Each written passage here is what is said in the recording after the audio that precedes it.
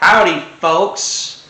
Welcome to a wonderful Thursday afternoon. Hopefully everybody is doing well where they're at. We have another edition of the Arizona Cards Cast today. As we normally do it, 5 topics. Let's get into it. All right. Our number one topic of the day. I want to talk about a guy that was drafted 62nd overall.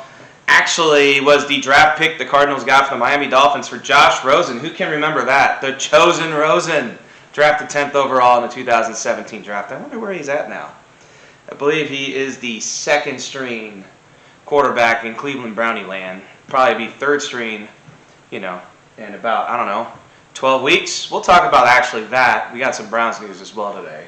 Anyways, so here's the question. Do you still believe in Andy Isabella, who has done a whole lot of nothing really in his career? Outside of really one good game against Detroit in 2019, Andy Isabella has been nothing but a disappointment for the Cardinals. He's supposed to be this fast little slot receiver that was going to stretch defenses. And unfortunately, Andy Isabella, like last season, barely even saw the field. So he's still on the Cardinals roster. I'm going to be real with you guys. I'm giving a little bit of time for Andy Isabella today. A little bit of a slow news day in Arizona. But I don't even think Andy Isabella makes this roster. I think Greg Dortch and Antoine Wesley are going to make it over Andy Isabella. And you already have A.J. Green. You already have DeAndre Hopkins, even though he'll be suspended for 6 weeks. But you'd still have DeAndre Hopkins. You still have Hollywood Brown, who drives like he's, he drives like his name. And then you also have Rondale Moore. So that's 6 receivers right there. Andy Isabella would be the 7th on the roster. I don't see the Cardinals keeping him. But you know what? You never know. Obviously, this is the last year of his rookie contract. Maybe he excels enough in these next couple of games. He probably is one of the biggest question marks. Even though at this point, it's been 3 years. Maybe he's a Julian Edelman-like late bloomer. I don't see it. Hollywood Brown's press conference. So Hollywood Brown had a press conference yesterday. He briefly talked about his speeding ticket. And honestly, what else is there to talk about? Young man driving a fast car at 7 in the morning. A lot of people are wondering, hey, were you going to practice? Who knows? It could have been he was hungover, had his girlfriend in the car. I actually don't know all the details about it. All I know is that he was driving 126 miles an hour at 7 in the morning on the freeway and got busted doing it, which just a juvenile thing to do. But when you give young men money and power, sometimes, they act like, someone like Justin Herbert or Joe Burrow or, or Russell Wilson. Even Kyler Murray to a degree, even though we make fun of Kyler Murray.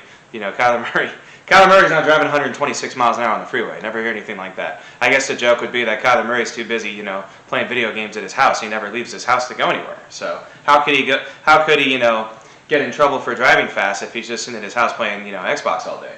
Anyways, I think my reaction to the Hollywood Brown press conference is, dumb kid, did a dumb thing. It could be worse. Hopefully he doesn't get suspended by the league. He might not affect him this year. Cards definitely need him for the first 2 games against the Raiders and Chiefs because those are going to be high-scoring games, and the Cardinals are going to have to score points in order to keep up and possibly pull off the mini upset. My guess is the Cards are going to be small and underdog in both of those first 2 games.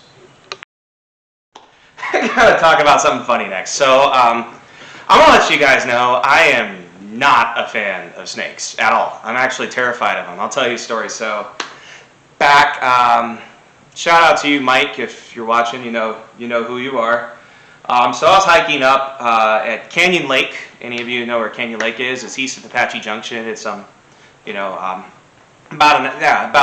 30 minutes east of Apache Junction, maybe about an hour and 15 minutes east of Phoenix, up in the hills there. I'm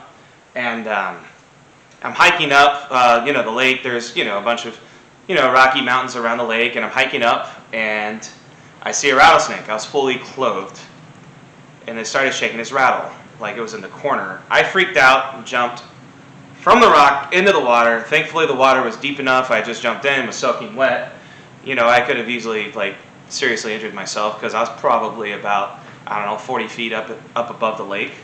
Not the smartest move of my life, but I'm just telling you, I am terrified of snakes. Snakes, So when J.J. Watt says, he sees a baby rattlesnake when he wakes up to go to the restroom the other day, I don't blame J.J. Watt for being like, big, tough, 6'5", 310-pound, defensive lineman even being like a little terrified and calling a guy. And then the guy comes and I guess picks it up. It was kind of funny listening to J.J. Watt talk about it on Twitter. And I guess it was just a long-nosed snake. It wasn't even a rattlesnake. And it was like, all right. And just leaves his house. There's a snake there. It's a pretty funny story. But, I just love that J.J. Watt's with the Cardinals. I think he brings, I don't think the 7-0, I think he had a huge impact on the 7-0 start last year. I think his injury was a massive loss, and obviously he wasn't quite himself in the playoffs. I'm excited. I think as long as, knock on wood, J.J. Watt can stay healthy, I think he's going to make a big impact this season and could lead to, hopefully a successful 2022 here in the desert. Okay, next we're going to talk about Deshaun Watson. All right, so it's official. They came to an agreement, the NFLPA and the NFL today. Roger Goodell wanted a full year. The NFLPA and Deshaun Watson's, team of attorneys were happy with 6 games. We had a feeling it was probably not going to be a full year. It was probably going to be 12 games. It ended up being 11 with the $5 million fine, which is pretty unprecedented. My response is good. Good. Anyways, yeah. Deshaun Watson is creepy. That's all you can say. They allegedly, but, as I said before, no normal dude goes and tries to find massage therapist on Instagram. Well, actually, there might be some weird dudes out there. But that is not normal behavior is what I'm saying, especially for an NFL quarterback. And actually hearing his testimony in that grand hearing, a while back was kind of a little bit unsettling. He's still he's still getting paid to $230 million guaranteed. And only getting fined $5 million and getting to play some this season, even if it's only for the last 6 games, is kind of a win for Deshaun Watson and his camp. And it's just, the whole thing is just weird, unsettling, gross, whatever you want to say. It's all those adjectives, expletives? Well, yeah, I kind of want to say expletives, to protect the violated young women out there, which I feel terrible about, that you had to endure this. My condolences with you. Anyways, so it is kind of weird also that Deshaun Watson's first game as a Cleveland Brown is going to be at Houston. Yes, those Houston Texans in Week 13. Deshaun Watson, weird guy, going to be a weird situation. I don't think Reliant Stadium, is it Reliant Stadium? Or whatever stadium, I don't think that stadium will ever, maybe before or even after, boo a player as hard as they're going to be booing Deshaun Watson on that Sunday. All right, and lastly, we have the AFC South Projections. Now, I'm sure a lot of you are going to be like, isn't this division been pretty bad for pretty long? And I would be like, yes, but I will say how I got to these projections when I was making my predictions back in May, week by week, game by game, was I think the NFC East this year is going to be historically bad. I think all 4 of those teams are kind of hot garbage. And I think the AFC South is actually an improved division. And it's going to show in the standings this year. So anyways, first off, the Colts. I actually think the Colts, this is finally with Matt Ryan the year that the Colts are actually going to be, I've been talking them up the last couple of years. I think this is finally the year that the Colts are going to be a phenomenal regular season team and win a ton of games. Now, 14's a little bit heavy, so I do the 2 up, 2 down. So I actually am going to, as I adjust my pen, I'm going to take the Colts down to 13-4. But I still think the Colts, I'd say they go 4-0 against the NFC East, probably 5-1.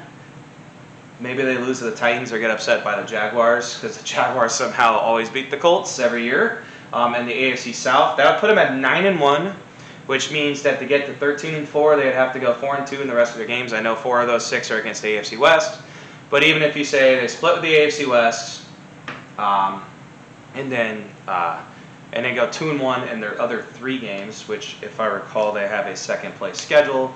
That means they play the Steelers, the Patriots, and I have to look at their schedule. Who does the Colts play? Is it Tampa? No, it's not Tampa. No, it's Minnesota, I think. So yeah, 2-1. That makes sense. I think 13-4 is good for Matt Ryan and the Colts. Matt Ryan's just coming in there in a different attitude. I know some of them are saying, Matt Ryan, he's a jerk. Well, maybe they need him to be a jerk. Maybe Carson Wentz was a little bit too much of a softie pants since he had such a bad reputation in Philadelphia. So get over it. Matt Ryan's coming in winning games. I think with the way they block, Jonathan Taylor being awesome, I think the Colts they could lead the NFL in time of possession this year. The Titans, I know no more A.J. Brown, but they still have a good defense. They still have a fantastic coach. Ryan Tannehill is still a good game manager, and Derrick Henry is probably still the best, 3-down back in football. I think 11-6 is still a little bit maybe too heavy, so we're going to take him down to 10-7, which will have him fighting for a wild card spot. I think that's fair enough. I think people who are trying to write off the Titans aren't going to be the number one seed in the AFC. They're not going to. It was actually kind of insane to me that they actually. But you know what? To give them credit, they beat the Bills and they beat the Chiefs in back-to-back weeks early in the season last year, which got them to 10-7. Thankfully, it was before Derrick Henry got hurt. They got them to 12-5 and got them all those tiebreakers. Anyways, but the Titans, I know, no more A.J. Brown, no more Julio Jones. Not that big of a concern. The O-line is still good, and Derrick Henry is still awesome. I think the Titans will be a little bit vertically challenged, but a good defense. As I said, the schedule lines up pretty favorably for the Titans. I think 10 wins is fair. The Jaguars, just Urban Meyer for Doug Peterson. They won 3 games last year. He doubled the win total by that alone, and I think the growth of Trevor Lawrence will also get the Jaguars. I think Trevor Lawrence will show that he is a franchise quarterback this year. I still believe in Patrick Lawrence. And I think the Jags get to 8-9. Probably not in the playoff hunt, but they're gonna shock some people this year. They're gonna win a few games they're not supposed to win, and they're just gonna be much better. They spent a lot of money in free agency on both sides of the ball. They'll be a much improved football team. The Jaguars' defense actually was at times decent last year, believe it or not. It's just the offense was, and also they were just so poorly coached. I mean, Urban Meyer, going to the club, making some friends. Anyways, probably not good for an NFL coach to be doing that as a family at home. Lastly, the Tennessee Titans. Wait, what am I talking about? The Houston Texans. That's what we're going to. You know my affinity on Davis Mills. I have a man crush on Davis Mills. I actually think Davis Mills can play some football. I think he showed at the end of the year, like in the last few games, that Davis Mills is the real deal. And as I said, I think the Texans have a very, very, very soft schedule this year. And I think they're going to take advantage of that. And I think the Texans, they'll probably win a couple games. They might beat the Titans and Jags in division this year. The Colts kind of smoked them last year, Carson Wentz. I don't think they match up well with the Colts. I think the Colts will bully them on both sides of the ball up front. So they'll probably lose 2 games of the Colts. But I think Davis Mills is going to show I think Davis Mills is going to show that he's going to become the Texas starter moving forward this year. As I said, I like Davis Mills. I think could he be like a Kirk Cousins type? Yeah, possibly. Possibly. The way he played at the end of last year, I love his anticipation, his accuracy. He's got a little bit of mobility. And also, I think the Texans, even though they don't have a ton of talent, I think with Lovie Smith, they'll be a little bit more buttoned up. David Coley was, some of the most conservative. You should read some of the stuff I wrote about David Coley last year. Man, that guy, conservative. But, I think that this division overall, the AFC South, is going to be a lot better than people think. I think I probably have all these teams better than probably just about anyone else. I'm willing to die on that hill. Colts make the playoffs, obviously, at 13-4, one of the top seeds. Titans are in the mix. Jags and Texans are frisky. Not good, but frisky. And that's what I say. Anyways, follow me on Twitter, @StuDrew. I appreciate it. Y'all have a wonderful day. We'll see you tomorrow.